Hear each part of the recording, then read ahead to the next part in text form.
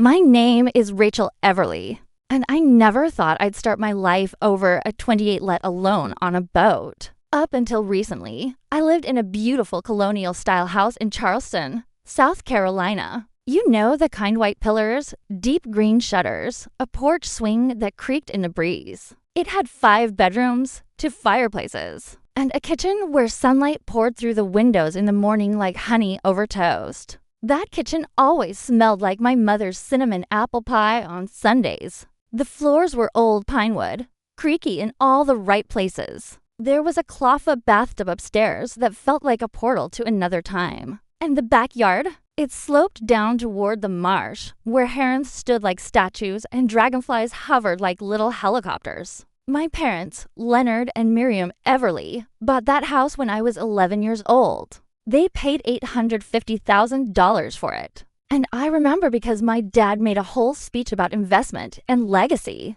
while standing in the foyer, his voice echoing off the marble tiles. Charleston was booming back then, and that house felt like the reward for years of their hard work. My dad in financial consulting, my mom as a watercolor artist with a flair for southern landscapes. That house was more than just wood and walls. It was memory incarnate. Then, 2 months ago, they sold it. Just like that. It happened while I was in New York City, staying with my best friend Clara for the weekend. I had gone to clear my head, maybe look at job listings, maybe walk through Central Park and pretend I had it all figured out. But when I got back home to Charleston, my cab pulling up to the curb I'd known since childhood, I found movers boxing up my life like it was just another transaction. I walked into the kitchen, confused, thinking maybe someone had died or that we were renting the place out. My mom was at the counter, sipping espresso like nothing was happening, while my dad supervised the movers with that same calm face he always wore when something big was underway. "What's going on?" I asked, my suitcase still in hand, heart pounding. They told me over coffee and croissants, like it was the most casual Saturday morning news in the world. "We sold the house," my mom said, with a slight smile. "We bought a boat." I blinked at her. "A boat? A yacht, technically," Dad added. 60 feet long. Beautiful thing. It's called Sea Haven. We've been talking about it for months. I must have looked completely blank, because he added quickly, "You know, the boat I mentioned after your graduation dinner."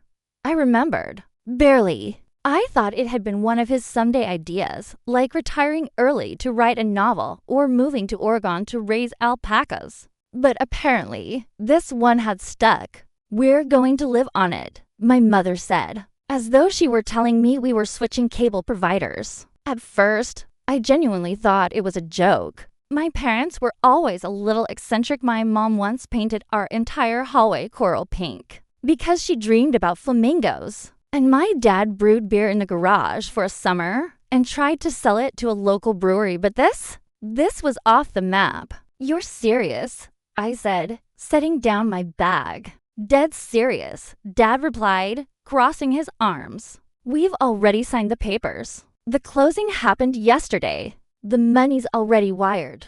"How much did you sell the house for?" $1.2 million, he said. "The market's still strong in Charleston." "And the boat?" $720,000, Mom answered, "from a retired banker in Savannah. We met him through your Aunt Julia." I had to sit down. My legs felt like wet paper. It wasn't just the shock of it all, it was the suddenness, the erasure of my anchor. That house had been my constant. I'd gone away to college, traveled to Europe twice, even lived in Chicago for a while. But no matter what, that white house with the green shutters was always there, waiting for me. And now it was gone. "Why didn't you tell me?" I asked, my voice quieter than I expected. "We didn't want to upset you before it was certain," my mother said gently. "And honestly, you've always been so independent. We thought maybe you'd see it as an adventure." Adventure.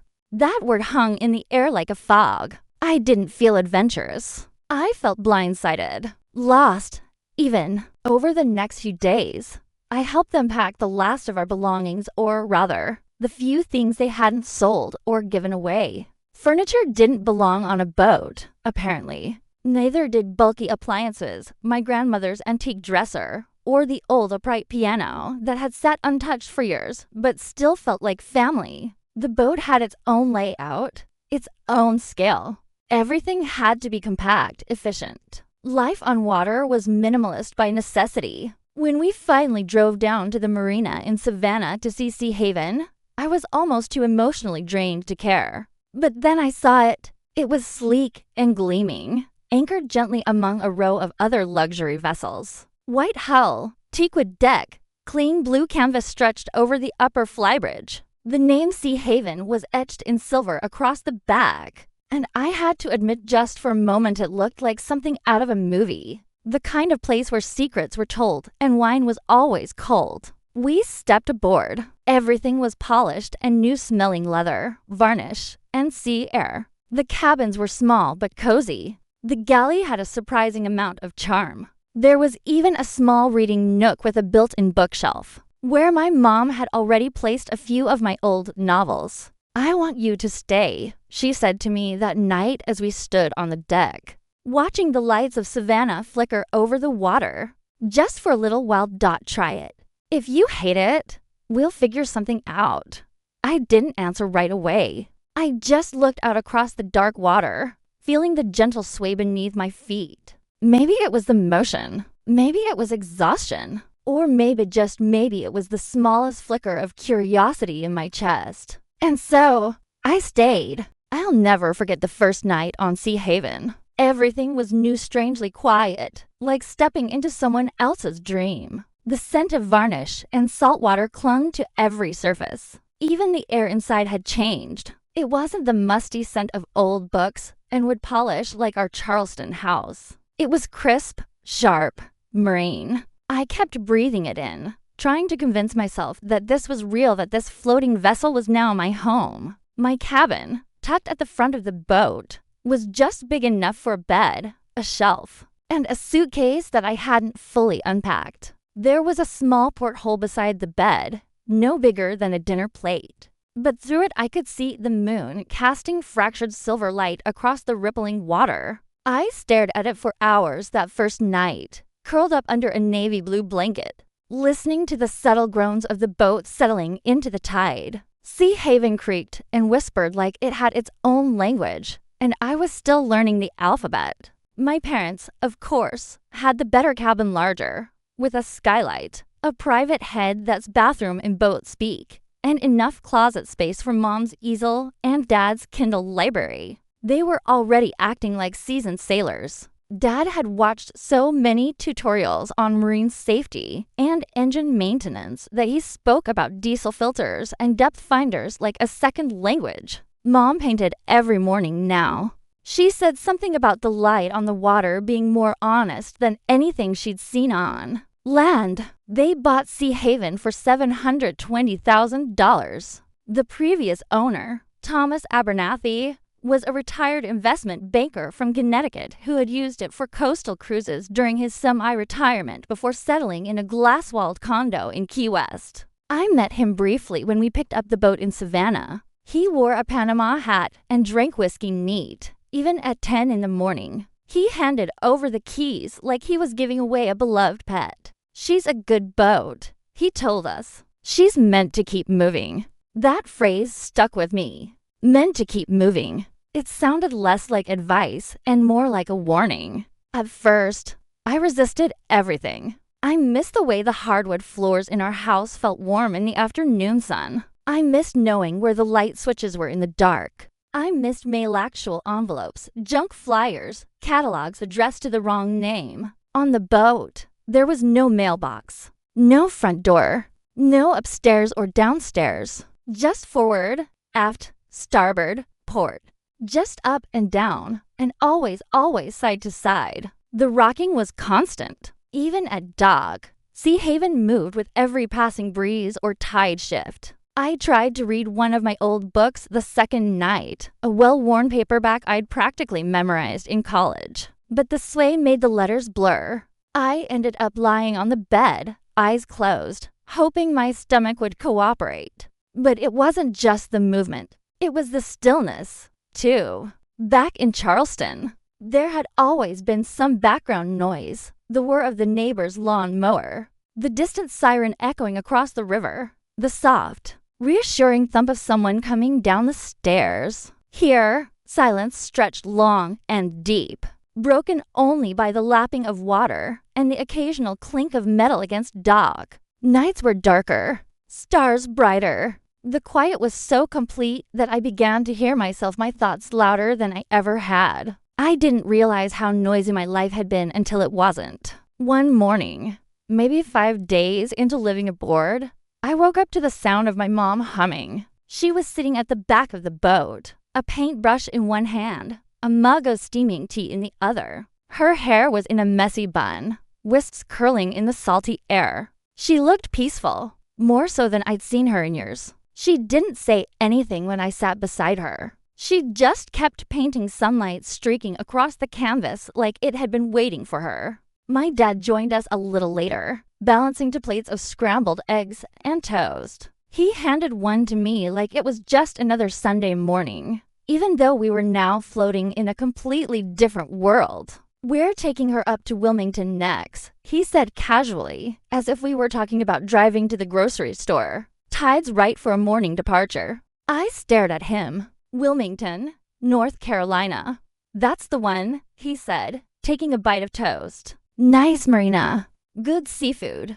He made it sound so simple, so normal. But my mind was spinning. I hadn't applied for any jobs since quitting my last one back in Chicago. I had no apartment, no mailbox, no car, no address. My entire life was now inside a boat bobbing in the water. That night, I lay in bed staring out the porthole again. Only this time, I didn't feel panicked. I watched the stars, tried to trace the constellations I could remember. There was something oddly grounding about seeing the same sky I knew from land, even if everything beneath me had changed. I began to understand something I hadn't wanted to admit. My parents weren't running away from life. They were diving into it.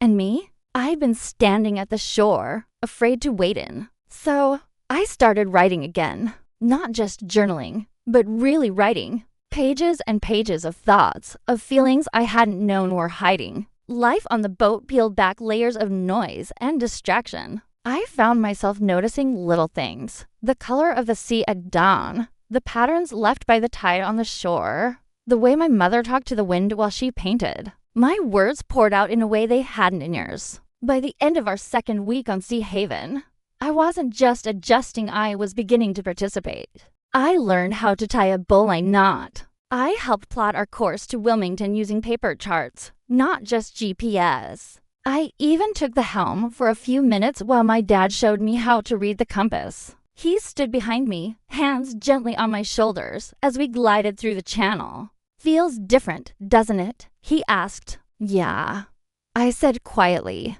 "It really does."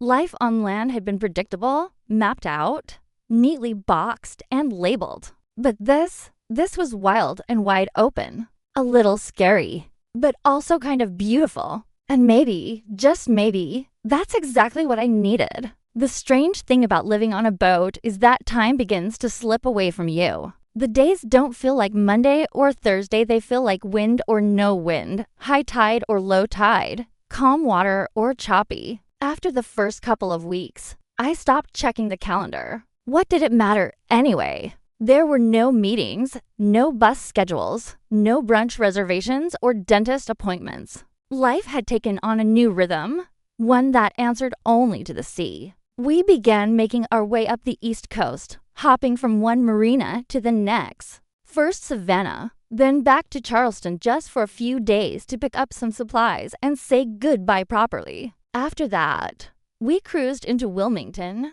where the dockhands knew my dad's name before he stepped off the boat. Then came Morehead City, then Norfolk, and finally Annapolis, Maryland, which looked like it had been hand-painted for a postcard. Each place had its own energy, its own flavor. In Savannah, the streets were ghosted with Spanish moss, and we found a tiny cafe tucked between 2 colonial buildings, where I had the best peach cobbler of my life. In Wilmington, We met a woman named Ruth who lived on a catamaran with 3 rescued dogs and baked bread every morning that she sold dockside for $5 a loaf. She gave me one for free after I helped her untangle her lines in a sudden storm. Annapolis, though, was something else entirely. It felt like a city still in touch with the water. Sailboats dotted the harbor like little white birds resting their wings.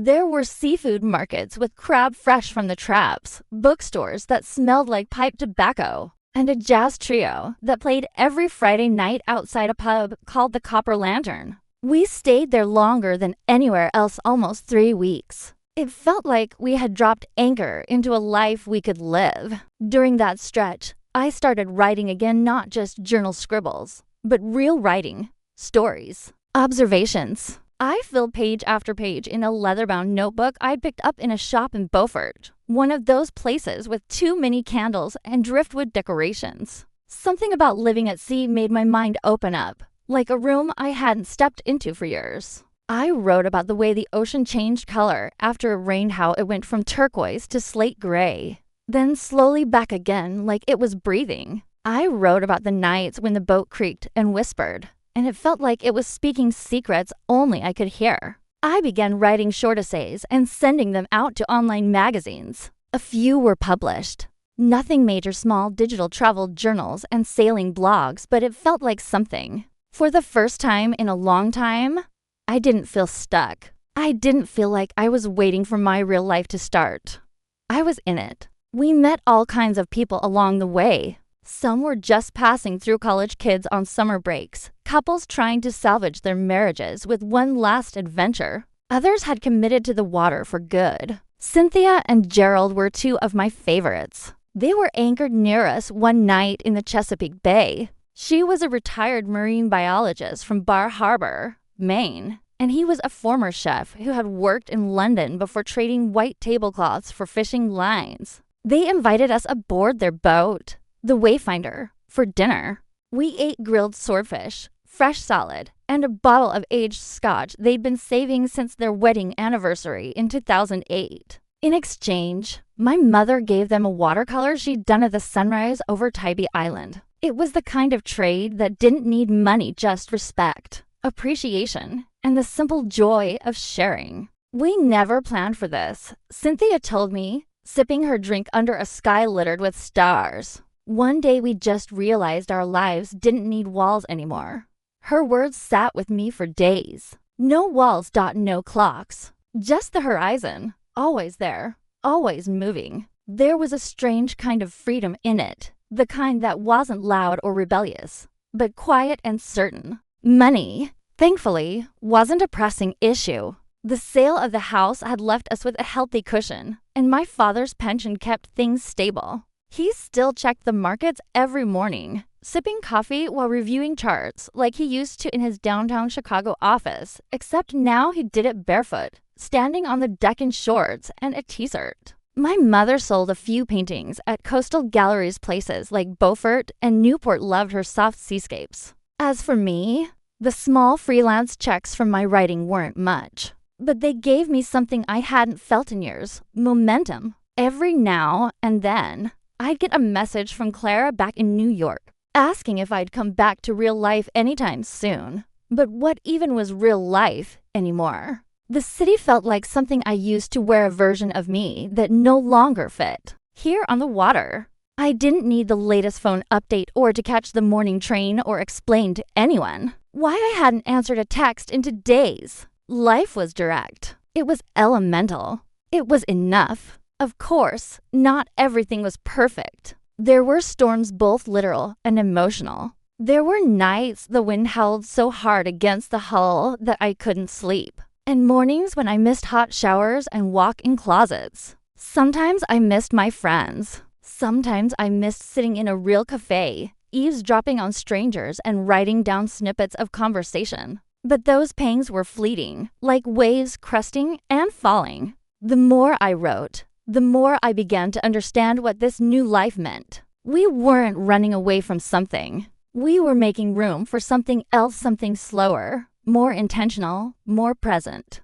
I realized I hadn't taken a selfie in over a month. I hadn't posted on social media. I hadn't worried about what anyone thought of my life. And in that absence, I found a strange kind of fullness. We left Annapolis on a foggy Tuesday morning. I didn't know what day it was until I checked the marina receipt. It didn't matter. My dad fired up the engines. My mom secured her canvases. I stowed my journal in the cabinet by my bunk. We pulled away from the dock and slipped silently into the gray mist. I stood at the bow, watching the world disappear behind us. Ahead, more water, more sky. Last night, we were anchored just off the coast of Newport, Rhode Island. The water was still, almost glassy, and the moon round and golden hung low over the horizon like a promise. I sat on the deck, wrapped in a thick blanket, a chipped blue mug of hot cocoa cradled in my hands. The air was cool and salty, the kind that stings your lips and makes you feel alive. It was quiet, except for the soft lap of water against the hull and the occasional creak of the boat settling into the tide. I didn't know the time. I didn't need to. My father came up from below deck and joined me, still in his flannel pajama pants and slippers that didn't quite match. He stood beside me in silence for a moment, then leaned on the rail and looked out over the water. The moonlight reflected off his silver hair, and for a brief moment, I saw him as he must have looked when he was younger, confident, contemplative, dreaming of places he hadn't yet seen. You know, he said softly, "You don't have to stay. You could go back to the city, to the land. It's still there." I turned to him. "I know," I said, "but I don't think I want to." He nodded, as if he'd been waiting for that answer. Then he gave my shoulder a gentle squeeze and went back below, leaving me alone with the stars and the open water. When I said those words, I didn't hesitate. And more than that, I meant them. This life, this drifting, floating, quiet life, it isn't the one I would have chosen a year ago. Back then, I was still trying to chase the version of myself I thought I needed to be career woman. Downtown apartment, smart coat, cappuccino in hand, always one step ahead of everything. But that life had started to crack before I even noticed. And this life, the one that smells like salt and diesel, and sometimes fish somehow found me. I've started selling my writing online. A few digital magazines have picked up my essays. One even paid me $250 for a piece about solitude at sea. I almost cried when I got the email. It wasn't about the money. It was about the fact that someone I'd never met read my words and felt something. That's the kind of connection I never found in office buildings and crowded subways. My mother's art is thriving in its own way, too. Her work has taken on this dreamlike quality shadows in watercolor, light bending in impossible ways.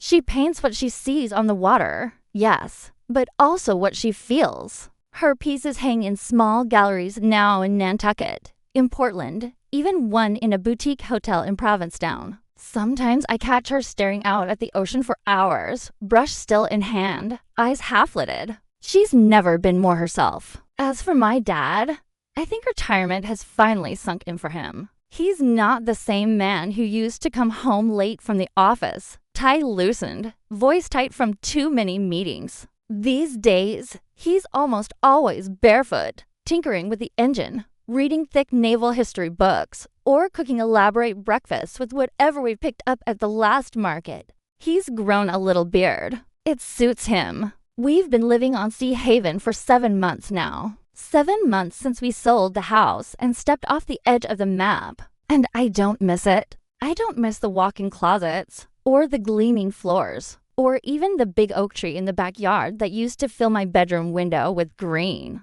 That house was beautiful, but it belonged to a different version of us. A version that fit into neighborhood blocks and school districts and heating bills. A version that needed a lawn to mow. Now, our whole world fits on this boat. And it's enough. In the mornings, I wake to the sound of gulls instead of alarms. I make coffee in a tiny galley kitchen, and we eat breakfast at a table that rocks gently with the waves. I check the weather like people used to check the news because now it matters. The wind, the tide, the clouds, they're not just background. They're part of the decision making. They dictate when we leave, where we go, how we travel. There's something humbling in that, something grounding. We've learned how to be flexible. We've learned how to fix things that break, how to conserve water, how to live without constant Wi-Fi. There's no dishwasher here, no long showers, no giant refrigerator filled with food that will get thrown out in a week. Everything is intentional. Nothing is wasted. One afternoon, while anchored near Martha's Vineyard, I took the dinghy alone to shore and wandered through a bookstore that looked like it had been there since the invention of paper. I bought a secondhand copy of Virginia Woolf's To the Lighthouse. On the inside cover, someone had scribbled, "For when you need reminding that your life is your own." I took it as a sign. I still keep that book beside my bed. Sometimes I think about what comes next. Not with anxiety, just curiosity. Maybe we'll sail farther. Maybe down to the Florida Keys. Maybe even to the edge of the Gulf. My mom mentioned Europe the other day, her eyes lighting up at the idea of painting in the harbors of Portugal or the cliffs of Cornwall. My dad's already researching the logistics of crossing the Atlantic. And me, I don't know. I'm still writing, still learning how to let the current take me where it will. I've discovered that you don't always need a 5-year plan. Sometimes you just need an anchor, a compass, and the courage to untie the ropes. My name is Rachel Everly. Once upon a time, my parents sold a beautiful house in Charleston and bought a boat. At first, I thought they were crazy. I thought they were running away from something. But now I know they were running towards something. And so was I. We don't live by street names anymore. We live by wind charts and harbor maps. We don't decorate for the holidays, but we celebrate the first good catch of the season or the quiet miracle of a calm sea. We don't count square footage, we count sunsets. Now, we float. And for the first time in a very long time, I feel like I'm home.